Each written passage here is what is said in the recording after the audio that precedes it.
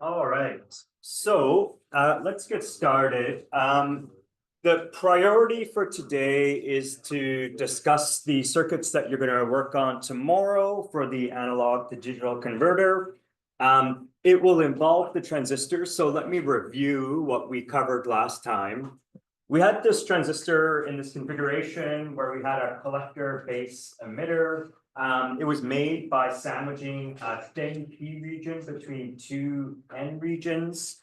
And what we discovered is that in this configuration, the transistor operates as a switch. If we keep this input voltage at the base low, what it does is it prevents any current passing through the transistor. So when Vin is low, the current, I'll call it the collector current through the transistor, is 0. If we made this Vin high so that we forward bias this base emitter junction, then we have a non-zero current through the transistor. So the collector current is not 0. So in this sense, the transistor is like an electronic switch.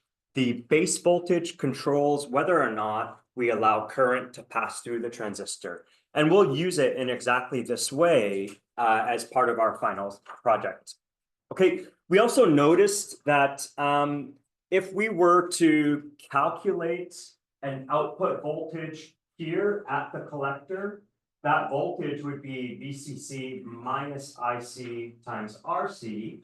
And we went through and we did a bit of analysis, and we discovered that when the input was in a low state, that current is 0, so the output is just VCC. If we set that to be 5 volts, that's like our digital high, our logic high, then we get a high output.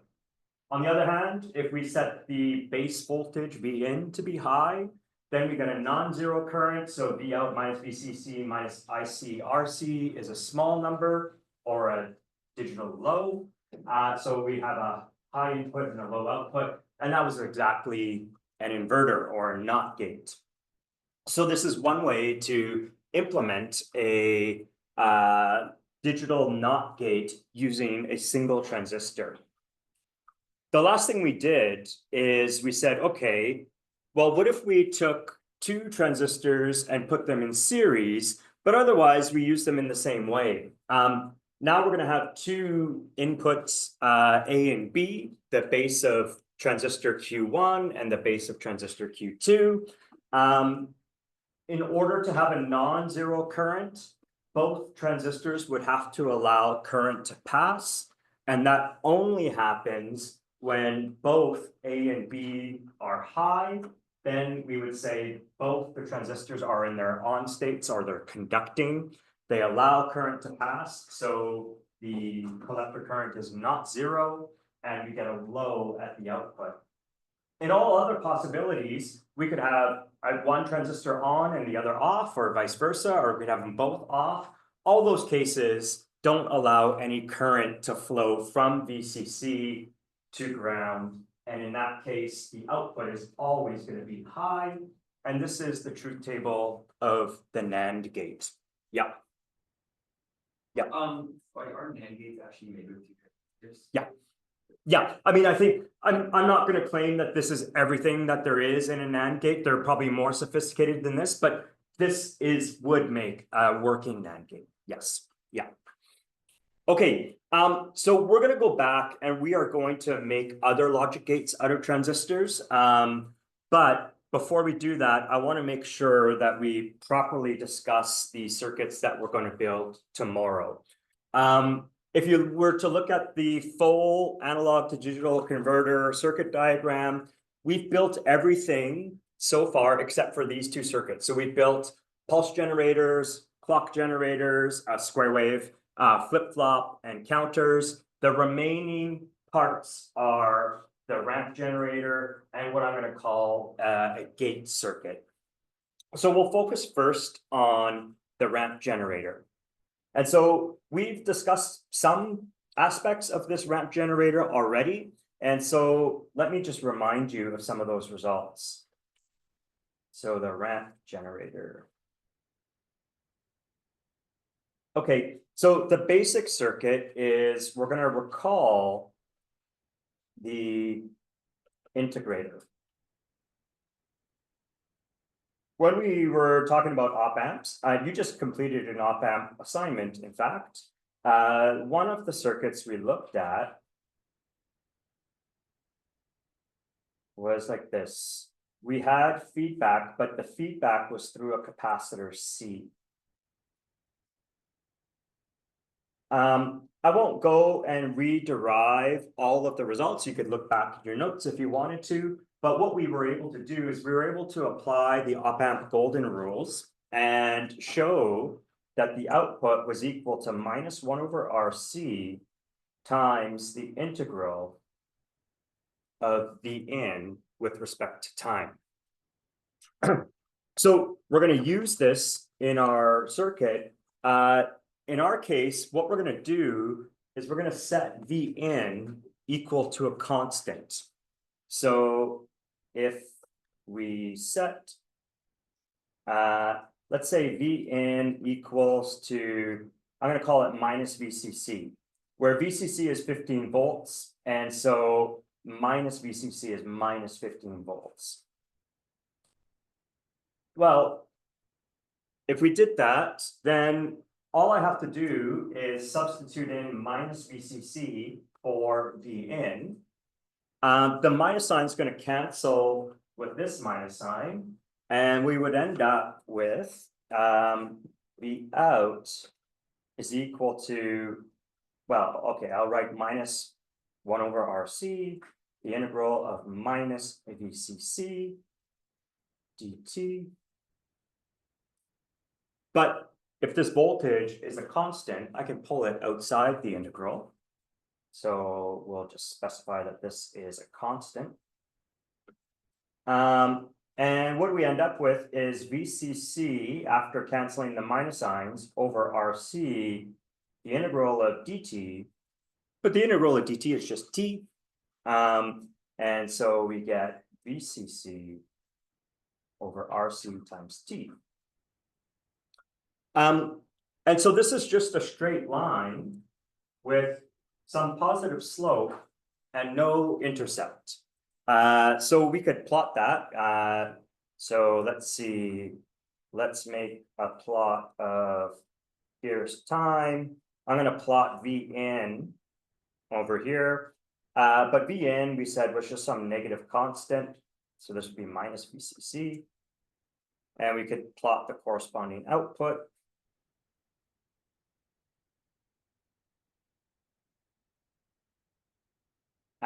And it's just going to look like this.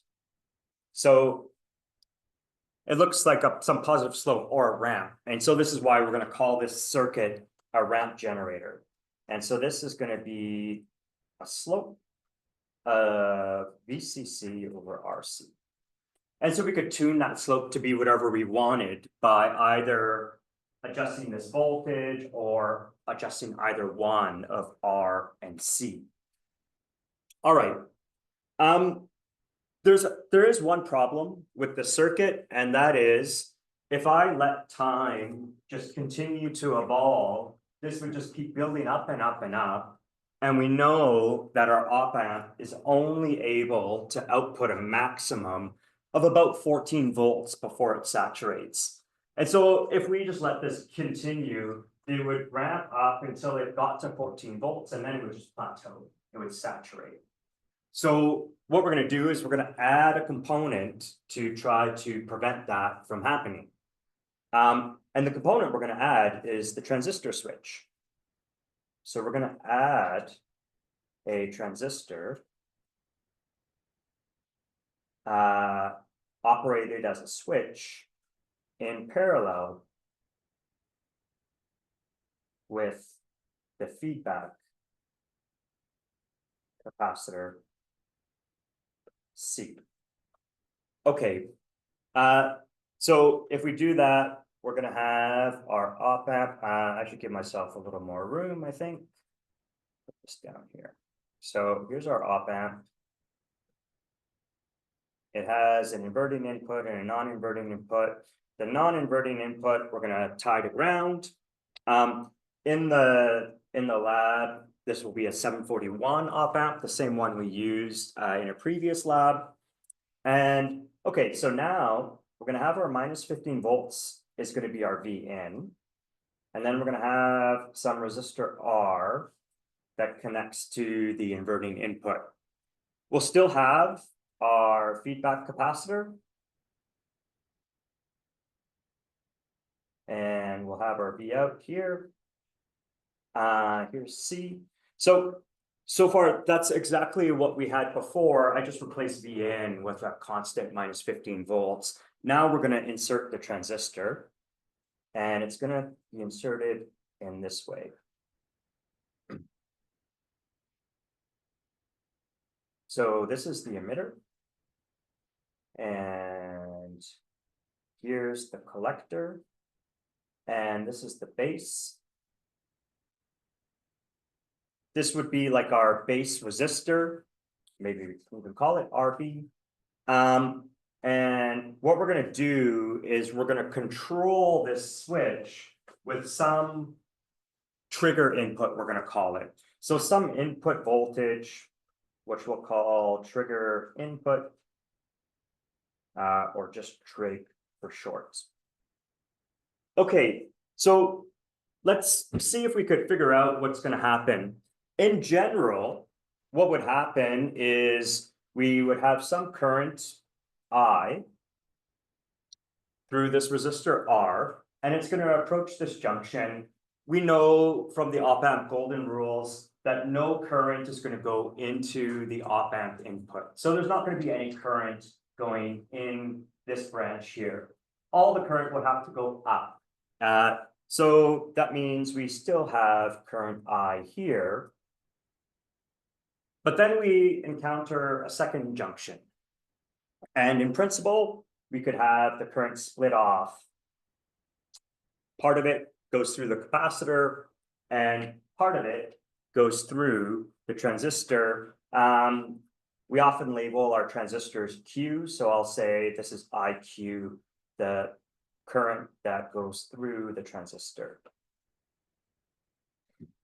All right, and our junction rule would require that I, the current going into this junction right here, is equal to the sum of the current leaving that junction, which is IC plus IQ.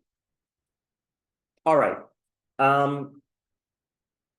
So there's going to be two cases for us to consider.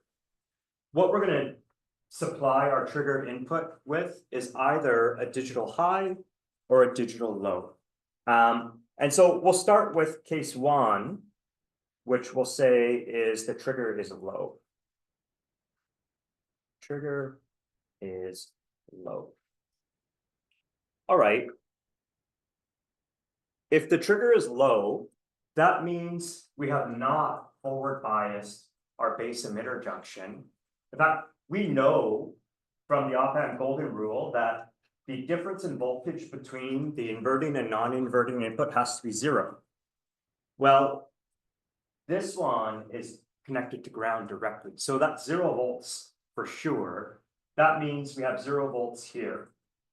So if I also put 0 volts at the base of my transistor, then I have 0 and 0, and it's certainly not forward biased. And in that case, there's no current going through the transistor. And we would say IQ is equal to 0. Okay, so in this case, no current passes through the transistor since the base emitter junction is not forward biased.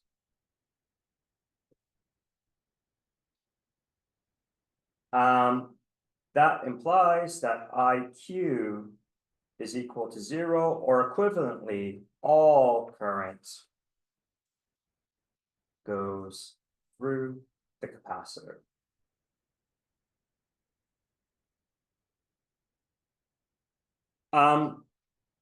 Well, in that case, if there's no current going through the transistor, it might as well not be there, right? I could just cut the wire, make an open circuit here, right? I cut the wire right here. That's an open circuit. I still have no current going through that section, that branch of the circuit, and nothing changes. So the equivalent circuit is simply the regular integrator.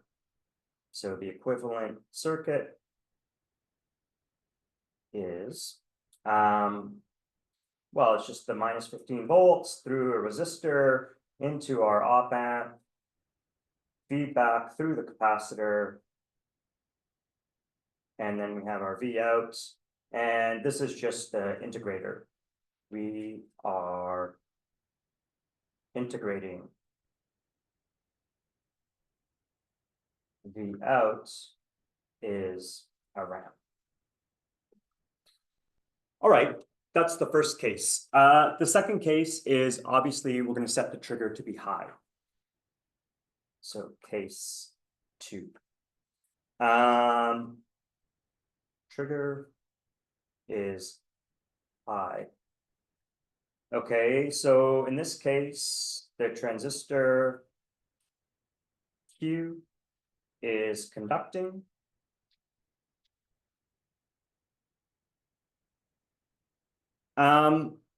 And what's nice about the transistor is that when it is conducting, it offers a very low impedance path for current. We know that the capacitor has some impedance. So it's 1 over j omega c for sinusoidal signals. But if the transistor is a parallel path with very low impedance, it's like we're short-circuiting the capacitor. Okay, so the transistor presents a very low impedance path for current, and we effectively short circuit the capacitor. So let me draw an equivalent circuit in that case. So a lot of it is the same. Minus 15 volts. Here's R. I'll put the capacitor in place. Here's V out. But when the transistor is conducting, we could think of it as like presenting a short circuit. And in that case, all of the current I will take that low impedance path, and the current IC through the capacitor will be 0. All right. I mean, if that's the case, a better equivalent circuit is just to not have the capacitor there at all. The capacitor is not drawing any current, and so it's not having any effect on the behavior of the circuit. And so in effect, what we get is the following. But we already talked about the fact that if the inverting input's at 0 volts, then the non-inverting input is also at 0 volts. And so we've got V plus is equal to 0, and V minus is equal to 0. But if we go from V minus to the output, it's just an ideal wire. So there's no voltage drop across the ideal wire. So the voltage at the output is the same as the voltage at the inverting input, and that's 0.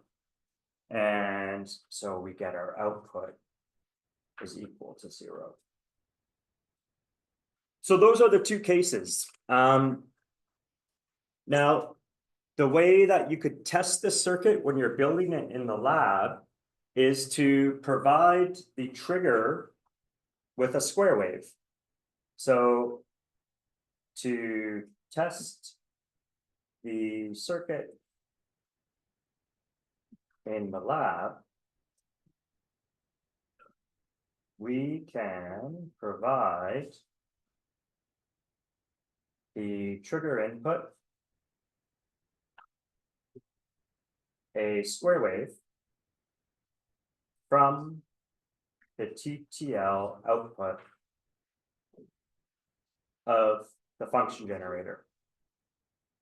So you'll have the function generator tomorrow at your bench, and if you connect the TTL output, that's always a square wave. It goes between 0 and 5. That is a good signal to use as your trigger input because it's going to make the trigger either low or high. Yeah.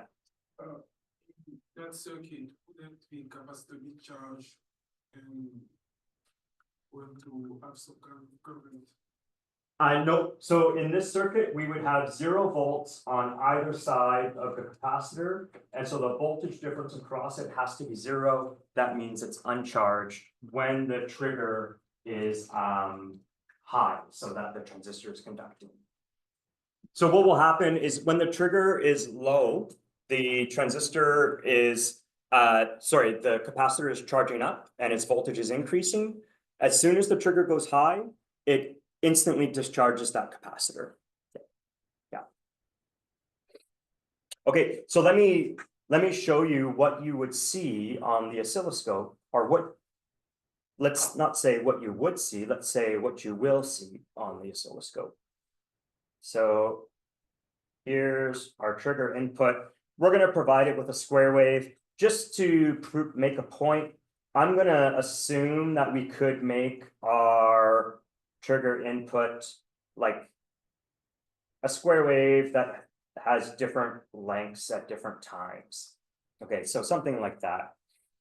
In fact, I'm going to do it like this. So we'll have some more features in there. All right. In practice, what you'll have is you'll have symmetric square waves where the time on and off is always the same. But for the purposes of this discussion, let's assume that we could vary the time that the trigger input is high and low. And so what I want to do is I want to draw the corresponding V outs. Okay, so what we know is that case 1 was the trigger was low, and that's when we're integrating. I think what I said was backwards. So when it's low, the capacitor will be charging up. When the trigger goes high, it will instantly discharge. I think I might have said that backwards. All right, so there's going to be some important times here, and the important times are when our trigger transitions low to high or high to low. Okay, when it's low, we're integrating. And when it's high, V out is 0. So we're integrating, V out is 0, integrating, V out is equal to 0. So what we could do is we could first fill in all these 0 cases right here and here and here. And then during the integrating phase, we expect to have a ramp build up. It'll have that slope of 15 volts divided by RC, and that slope will be the same every time. It's just that if we keep our trigger low for a shorter time, the ramp just doesn't build up to as high a voltage. Okay. And so we have something like this as well. And so that's the sort of behavior that we're going to be looking for tomorrow with our ramp generator circuit. All right. Any other questions before we do the next parts? Okay. So for the next part, we're going to introduce a new type of circuit, a new component. So we'll develop it in a few steps. So let's consider first the following op-amp circuit. All right, it's going to be basically the simplest possible op-amp circuit we could imagine. It's going to be one that doesn't use any feedback. So we're just going to connect some voltages to the inputs of our op-amp. We'll put V2 in the positive, the non-inverting input, and we'll put V1 in the inverting input. And our V out will be here. And let me just show that we have to power the op-amp. So we'll power it with plus minus 15 volts. Okay, if you remember, when we don't have negative feedback, which we don't have any feedback here, then the op-amp golden rules don't apply. And if you recall, what we said the output would be equal to is some so-called open loop gain times the difference between the inputs. And in this case, our inputs are V2 and V1.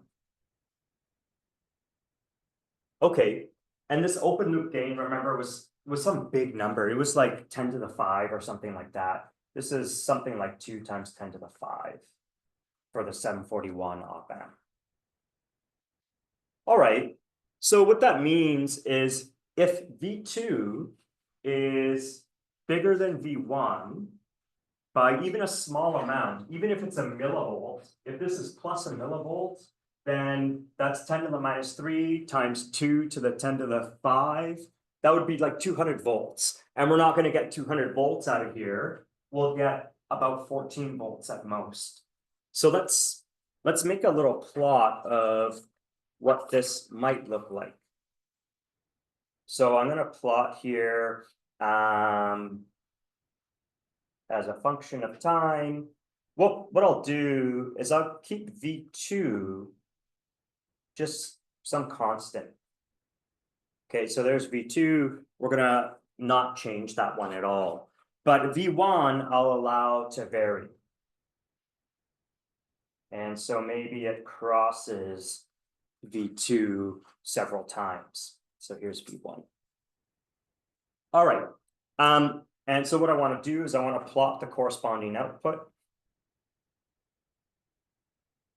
So V out And this will be as a function of time. And now the important times are going to be whenever V1 and V2 cross one another. The other thing we know is that the output of the op amp will either be plus 14 volts or minus 14 volts, which maybe we'll call that the saturation voltage. So there's no other choices. So this is plus V saturation. And then over here, we have minus V saturation. Plus minus 14, let's say. Okay. Well, let's see if we can figure out what this output's going to look like. Here, I would have V2 minus V1 would be a negative number because V1 is the larger voltage in this case. And so I have some negative number in here times a huge gain, and I'm going to instantly go to minus the saturation voltage. And so I'd be sitting right here. And we're going to stay there until a time when V2 minus V1 becomes positive. So we have some positive quantity times a huge gain. The output's going to go to the positive saturation voltage. And so we go like this. And then you can see that all that's going to happen is every time V out and V2 and V1 cross, the output's going to flip. It just flips sign. And so why is this useful? Well, what you could do is you could use the output to compare the voltages at the input. If I look at the output and I see minus 14 volts, it instantly tells me that V1 is greater than V2. If I see V out is positive, then I know that V2 is greater than V1. So that's how we want to use the circuit. So this is a type of comparator circuit. If V2 is greater than V1, then V out is equal to plus V saturation. If V2 is less than V1, then V out is equal to minus V saturation. All right. That's kind of interesting, I guess.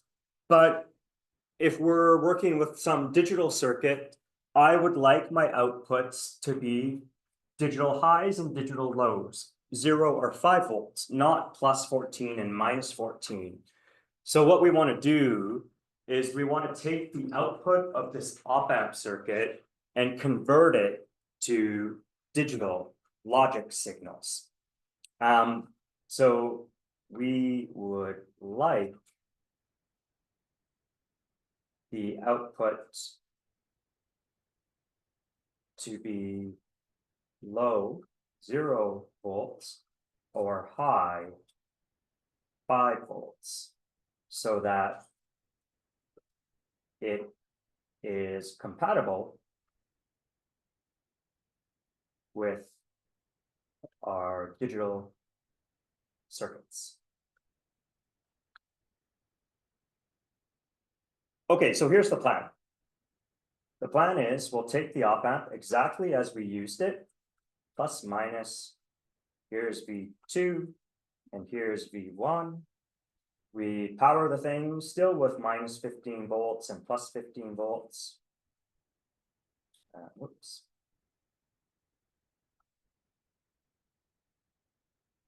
Okay, and so that's exactly the circuit we had. And so the next thing we're going to do is I'm going to add 2 inverters in series with that output. And so let me label a few things here. We'll say this is A. This is B. And this is, we'll call this our final output.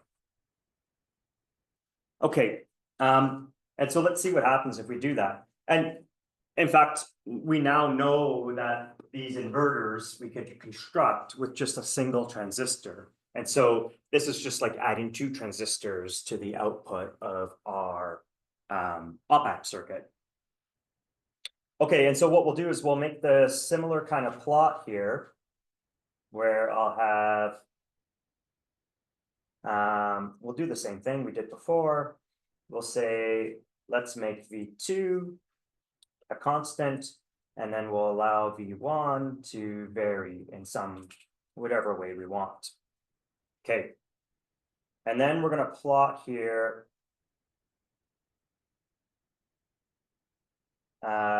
So this will be the voltage at A.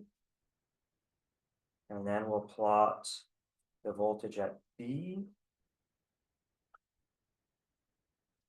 And then we'll plot the voltage at the output. Okay. Now the important times are still the same. They're whenever V1 and V2 cross one another. And so we're going to extend that down.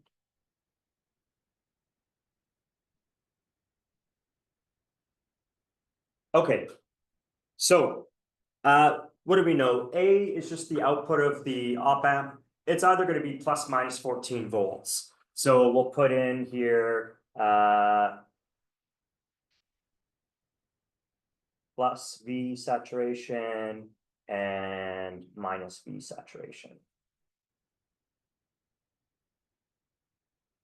And then B is the output of the first inverter. Inverters can only ever output zero or lower or high. And so if we say that our high is going to be 5 volts, we'll have 5 volts here. And then V out is also just an inverter output. And so that could only be 5 volts or 0. Okay, so now we're all set up to do this plot. What do we know? The output of the op-amp is negative when V1 is greater than V2. All right. So wherever V1 is greater than V2, we get minus 14 volts. And wherever V2 is larger, we get plus. And so to finish it off, it would be like this. Okay, so that, I mean, that's what we already had. And now output B is the output of that first inverter. And what do we know about inverters? If we have a low, we'll get an output that's high. And so, you know, anything that is 0 or less is going to be considered a low. So minus 14 volts is definitely low. So when we have minus 14, we're going to get a high output. Okay, and so we'll get a high output. And over here, we'll get a high output. And then when we have, like, say, 5 volts or higher, 14 volts is definitely higher than 5, then the inverter will output a low. And so now we get this kind of thing.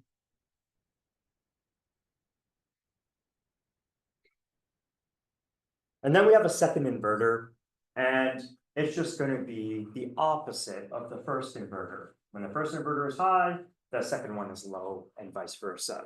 And so we can plot our final output would be something like this.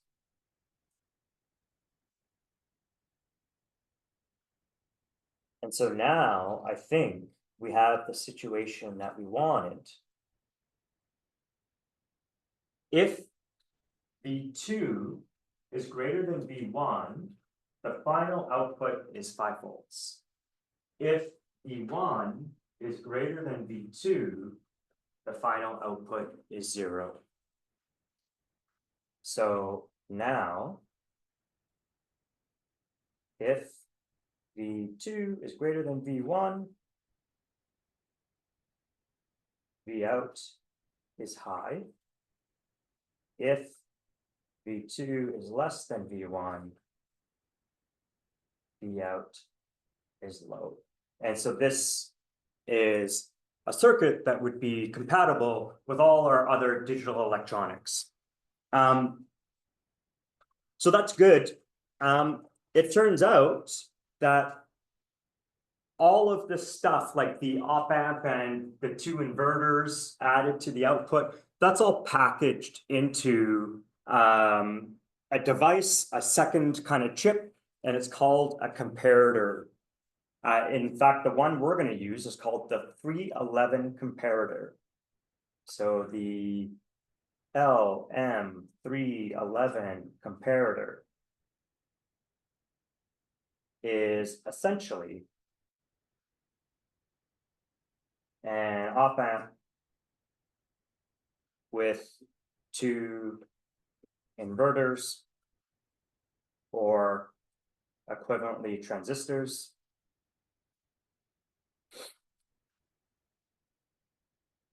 And comes as a chip. That chip looks exactly like the chip that we used for the op amps. It's just that the pin assignments are a little bit different. So we have to be careful. We have to distinguish between the pin assignments on the op amp and the pin assignments on our comparator circuit. Okay, so let's see how the ramp generator and the comparator can be used together in the way we're going to use them in the lab tomorrow. So this is going to be ramp generator plus comparator. All right. So we'll redraw the circuits that we've looked at so far. So here's our transistor switch, here's our emitter, and here's our collector.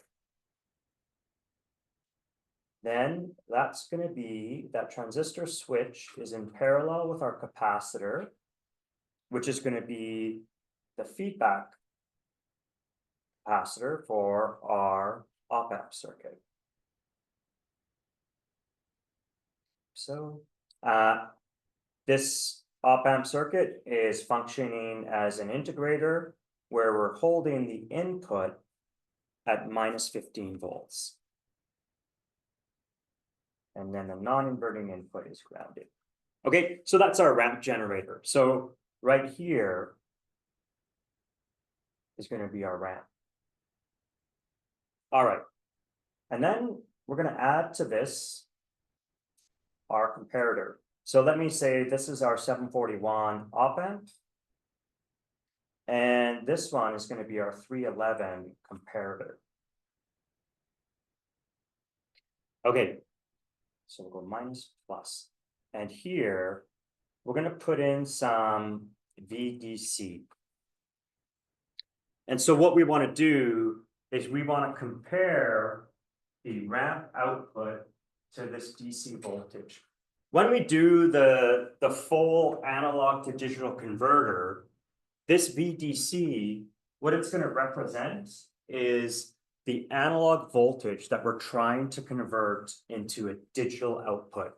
We're essentially trying to make a handheld voltmeter. So we supply the voltmeter with an analog voltage, and we want it to display a digital readout of what that voltage is. And we're going to vary this analog input, and we want to see the output track those changes.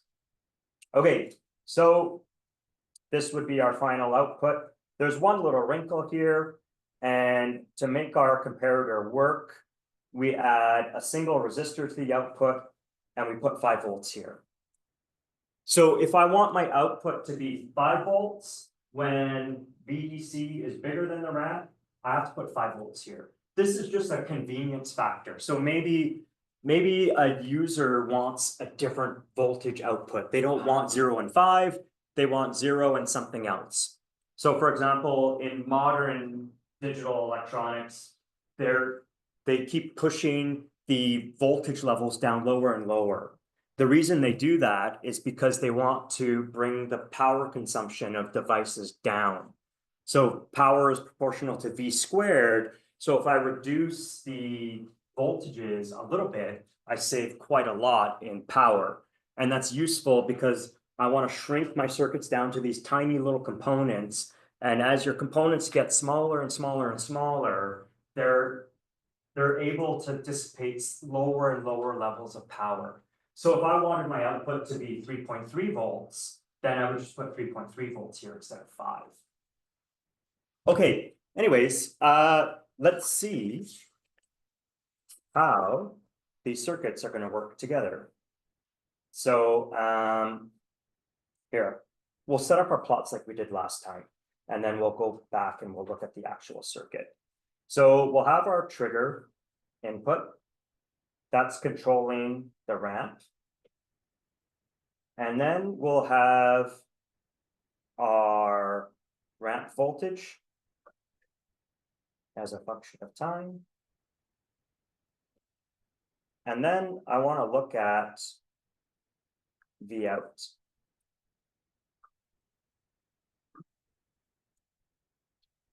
Okay, so the first thing here, let me label this as trigger. The first thing I'll do is, like before, I'll just say the trigger is some kind of square wave. In the lab, when you test it tomorrow, you'll have like a symmetric square wave. But I'm going to imagine that we can vary. We can vary how long this trigger is high and low.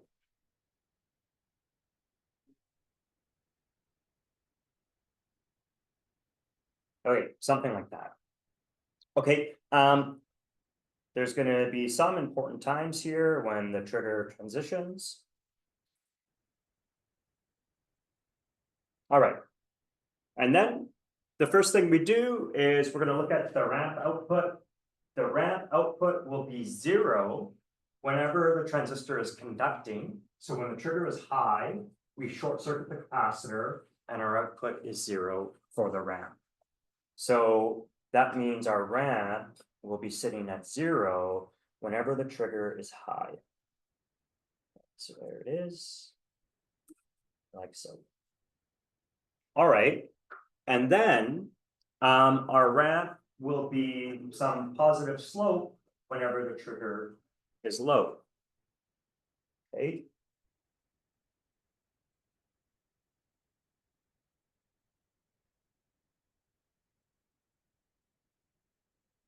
So something like that. I'm going to add something to our little ramp plot. I'm going to add this VDC. The reason I'm going to add VDC is because our comparator is going to compare these two voltages. When the positive, the non-inverting input, is bigger than the inverting input, we'll get a high output. When the inverting input, the ramp, is bigger than this DC voltage, get a low output. Okay, so we have to pick a value for this VDC, and I'm going to pick something like this. So this is VDC. All right. So remember, VDC is at the positive input of our comparator. So we get a high output when VDC is above our ramp. And you can see that happens a lot of the time. So now the important times are when the ramp voltage crosses VDC. Okay, so a lot of the time, this VDC is bigger than the ramp. Right here, the ramp is off, And here it's just starting to build up, so it's some low voltage. During all of that time, VDC is higher than the ramp voltage, and our comparator is going to put out plus 5 volts. Or a high. And then whenever our ramp peaks above that VDC, our comparator will go low. It'll stay low until the trigger causes the ramp to turn off. In that case, our final output goes back to high. And now it'll go low again, but for a shorter time. And it's for a shorter time because the time that the ramp is above this DC voltage is shorter, the way we've constructed this plot. And here, the ramp is starting to build up, but it hasn't reached that DC voltage. And so it's not going to cause the output to go low. And this is what we're going to expect to see.